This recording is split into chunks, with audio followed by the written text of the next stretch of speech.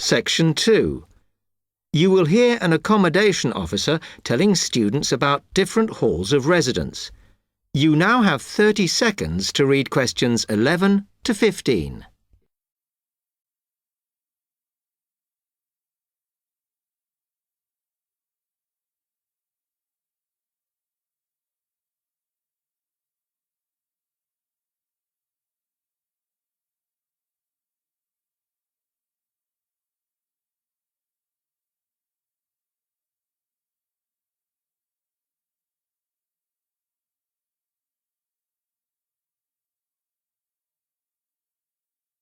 Good afternoon, and welcome to Stanton University. I'm here to tell you about the various halls of residence we have available, should you choose to come here. We aim to offer accommodation in halls to all first-year students, and you'll find there's a good variety to choose from. First of all, there's Brown Hall, which, as you'll see, is not the most modern of buildings, but it is very popular with some students. It's got a good sense of community, some nice refurbished kitchens, and unlike the other halls, it has recently had a gym built in its basement. Another option is Blake Residence, which is built like a large house, and so everybody cooks and eats together. It has its own sectioned-off bit of private garden and is even more peaceful because this is an all-girls residence. Although, of course, boys are allowed to visit the hall and, I understand, frequently take part in cooking dinner. The largest hall we have is Queen's Building, and this has been upgraded recently. The original parking area has been built on so that the hall now has a large common room, and each bedroom now has its own shower room, which many students regard as a real bonus. A further option is the Parkway Flats, which won an award for design in its day. And this building now has a preservation order on it. This has meant that only a limited amount could be done to upgrade it, and the surrounding area is important, so parking is not permitted around the flats. However, the flats do have many extra facilities, such as a special computer room, a small library, and a self-service restaurant.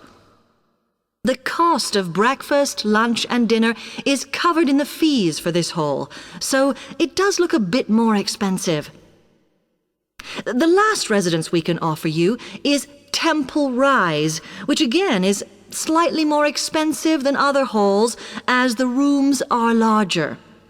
This has got very lovely views across to the coast, and this more than compensates for the fact that bathrooms here are shared between 6 students. However, the hall has domestic staff who clean the rooms once a week, so this is perhaps an attractive option for the messier amongst you. You now have 30 seconds to read questions 16 to 20.